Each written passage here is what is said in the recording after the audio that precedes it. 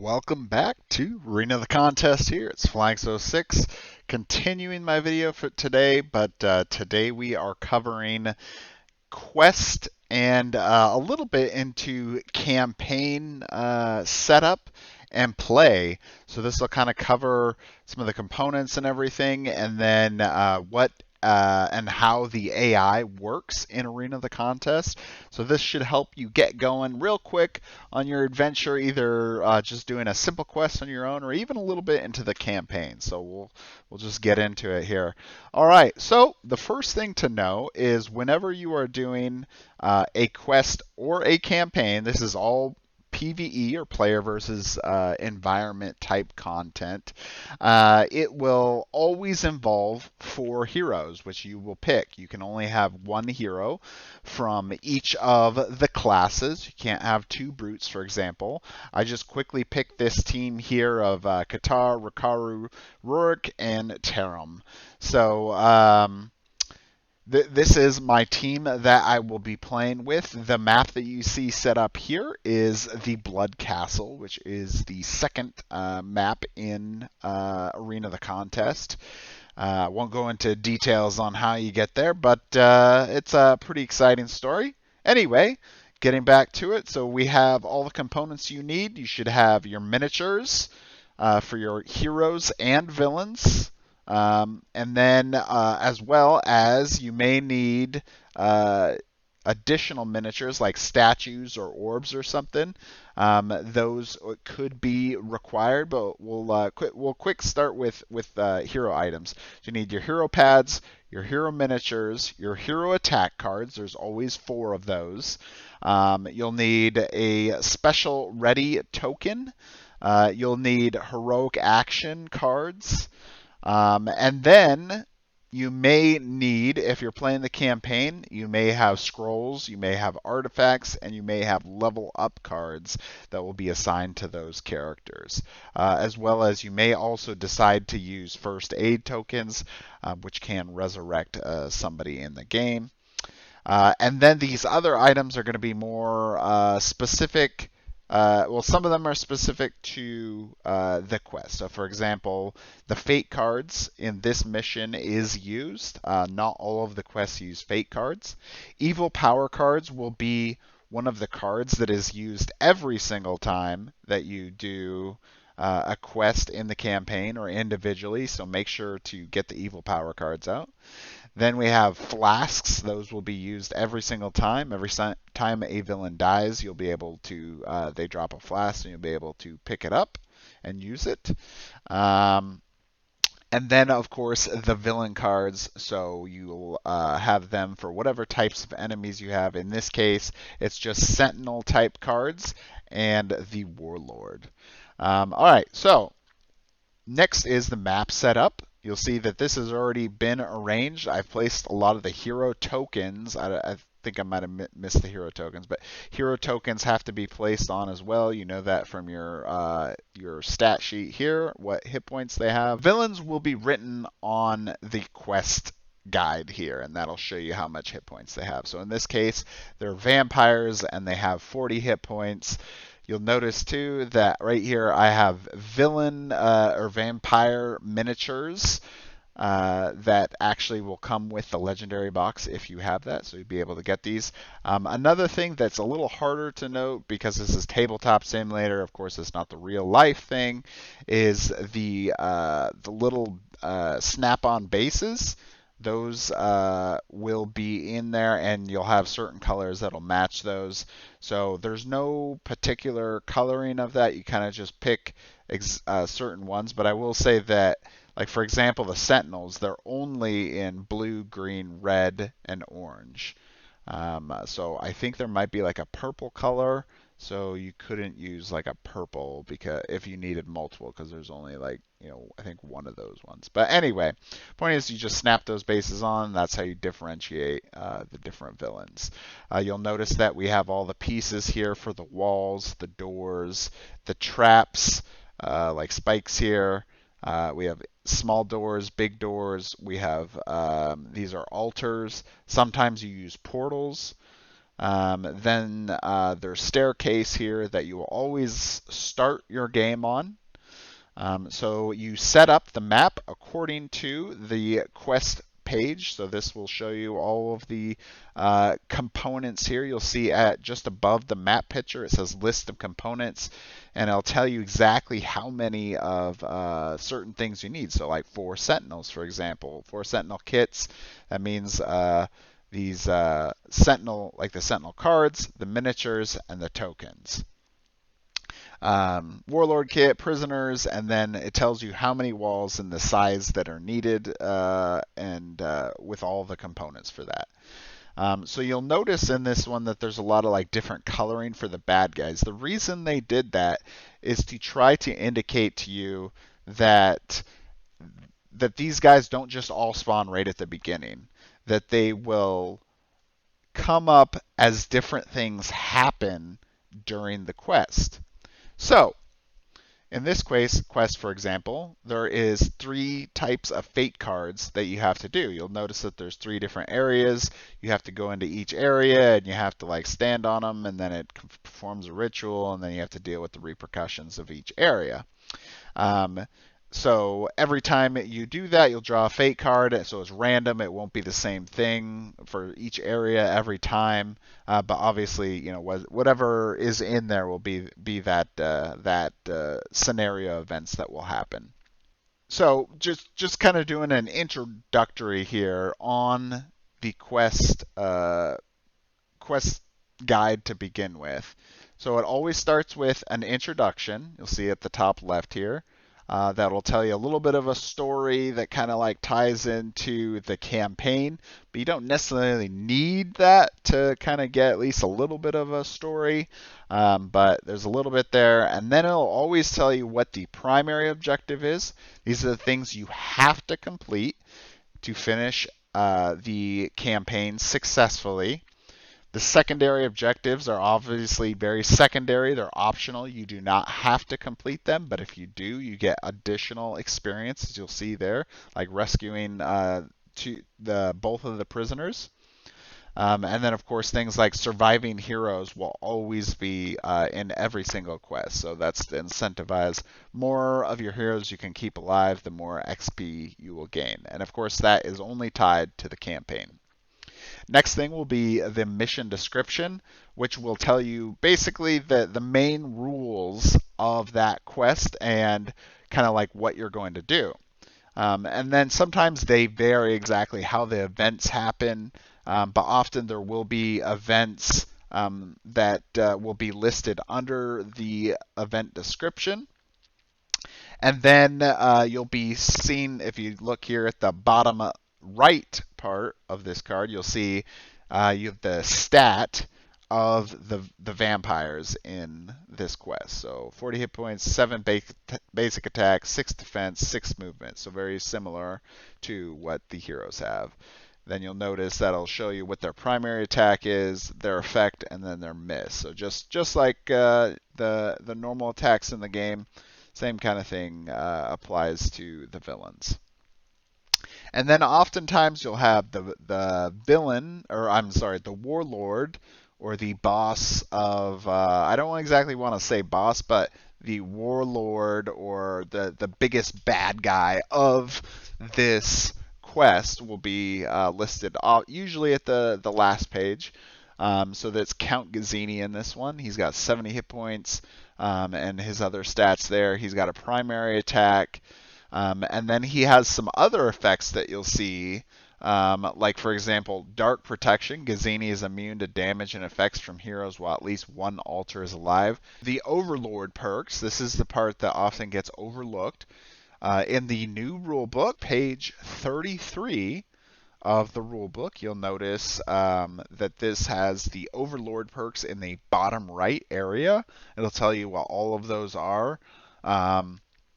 Basically, the Overlord perks make it a little more challenging to be able to kill villains because they're being attacked by potentially 4 heroes at the same time, and if they miss their attack, it's pretty huge blow to the villains, so this helps kind of negate that. So, for example, the last item on there is probably one of the most important, Reroll a die the first time they miss a strike on their turn.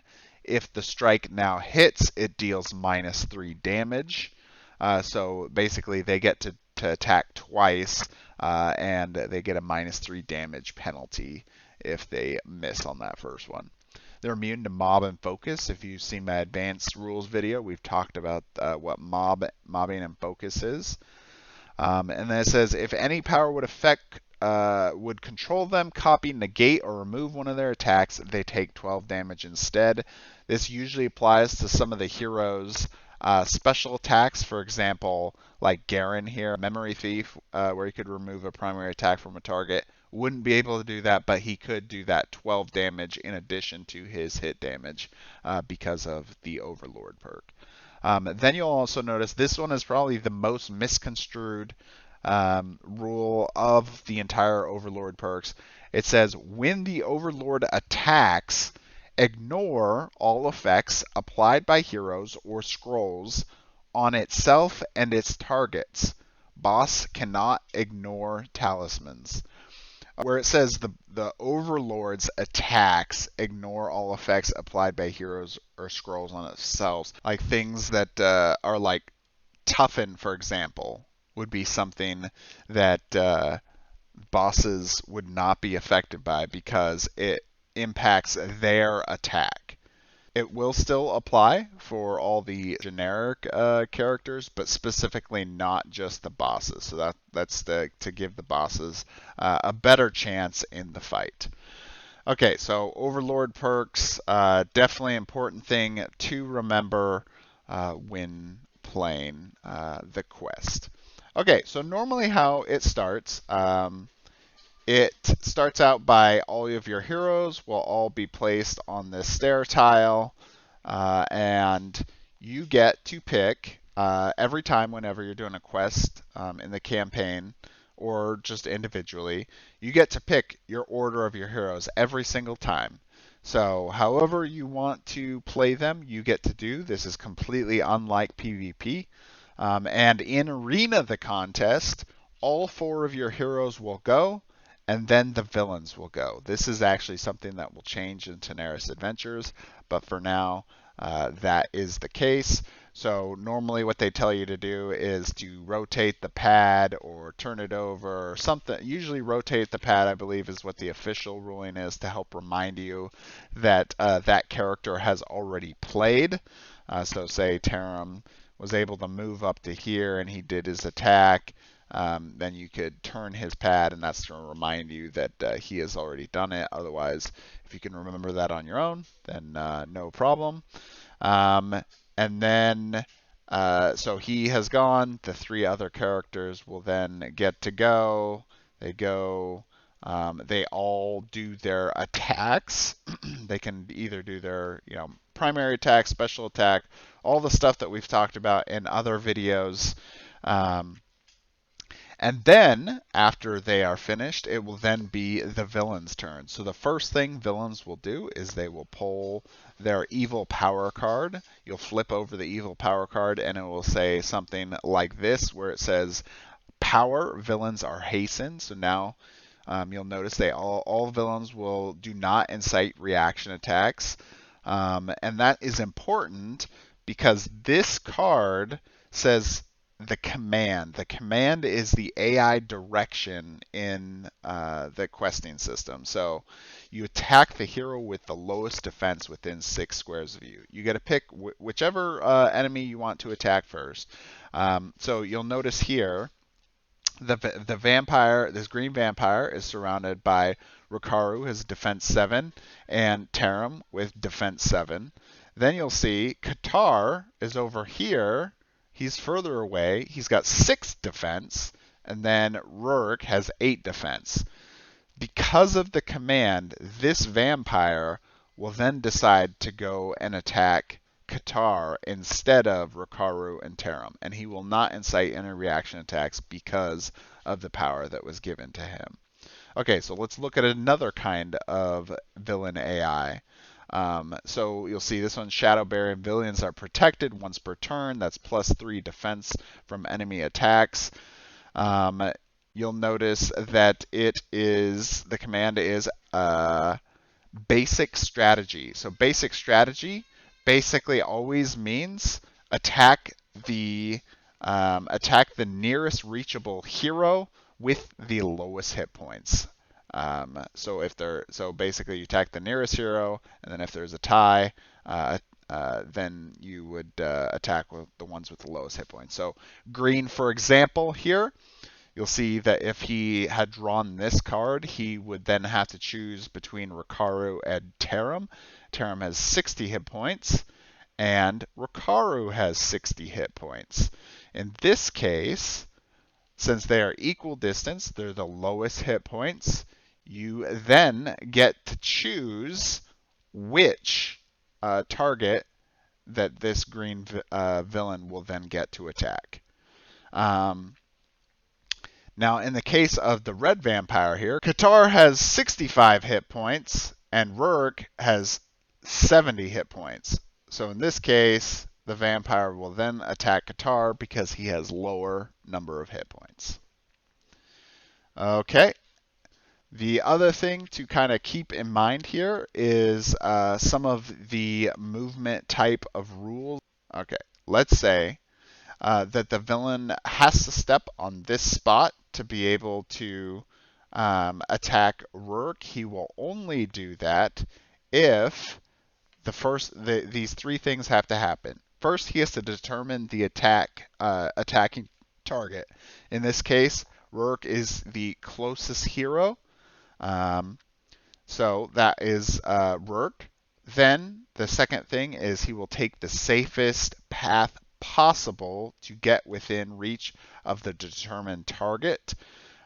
In this case, he will try to avoid unsafe paths if possible, and then avoid unnecessary damage.